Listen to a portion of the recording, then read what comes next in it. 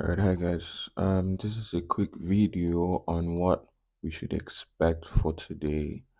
Alright, so I'm not trading today, but I'm gonna make this video and let you decide what direction the market is gonna go for Friday.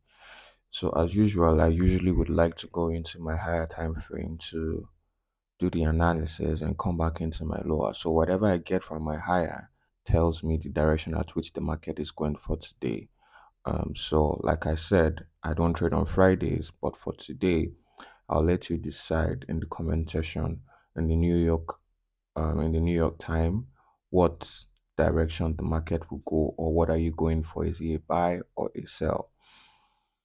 All right, we already know we're currently in the ranging period because it's towards the end of the month, and gold is gonna range until the next month based on my analysis. Because we've already had the three levels of rise, what we should expect now is three levels of drop, which hasn't started because we're still in the ranging period. So now I'm going to map out this ranging period, the highs and the lows, because here we have the high, and here we have the low. And of course, if you look inside this box, we would observe that price hasn't gone beyond this box. So that's why I said price is ranging. So now this is what I would do. I have this high here, I have this here, I have this here, and I have this low, meaning that in a while, gold hasn't gone beyond this low. The last time it went through this low was 24th. So now this was a new low that was created over here, and we have this high which doesn't pass since 24th. So it fell down to this point and rose back to the stop.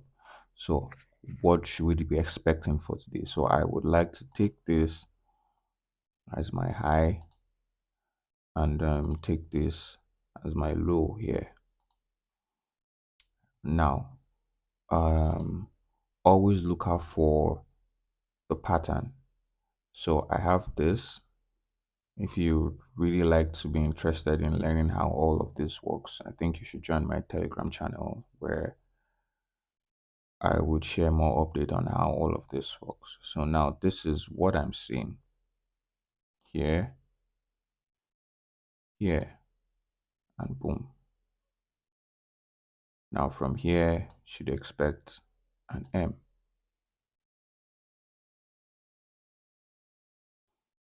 4. Now this is my higher time frame on a 1-day chart. You might not really understand what is currently happening until we go into the lower time frame. So right now, where you have a W, the next thing that happens is an M. So right now I've mapped out the W for you, and then the next thing you should be expecting to see is an M. W gives you a double bottom, M gives you a double top. Where you have a double bottom, you should expect a buy. Where you have a double top, you should expect a fall. So this is my 1 day. I will go from this into my H4. Let's get a clearer picture. So yeah, um let's not forget price is still in the ranging zone. So yeah, whatever happens, you'll be safe out there. Now we have this, which I already mapped out in a higher time frame, which is 1 day. We have this, and you can see this is still maintaining the same movement, I mapped out on the higher time frame. So it is always best to do this in your higher time frame and go back into your lower time frame to take your execution. So right now I already have this, I have this, I have this.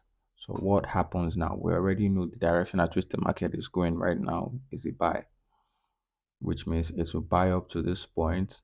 Most likely your entry point should be around here, and yeah, this is the high. This is how the dealers actually work. This is how the market makers actually work. So this is my high and this is my low, which I already mapped out in my higher time frame. And what I would do at this point is, because I know price didn't cross this point and from here he started pushing back up, I know that it's most likely going to buy. I'm giving us a cheat already.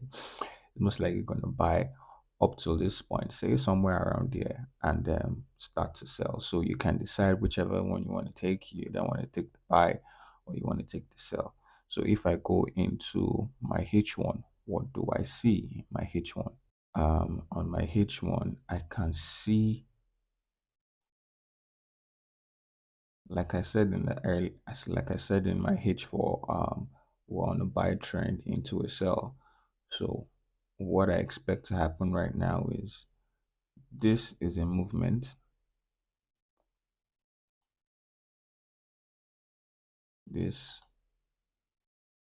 create a second leg and buy into the zone, give us the M pattern and fall. So if I'm going to take a sell, if I'm going to take a buy, my entry point should be somewhere around here. And by, I don't necessarily have to get to this point. Say my TP should be somewhere around here, 2031, and my entry point for my buy should be on this line or above this line, 2039. Now let's not dispute the fact that price can actually spike up. I'm not saying that that can happen.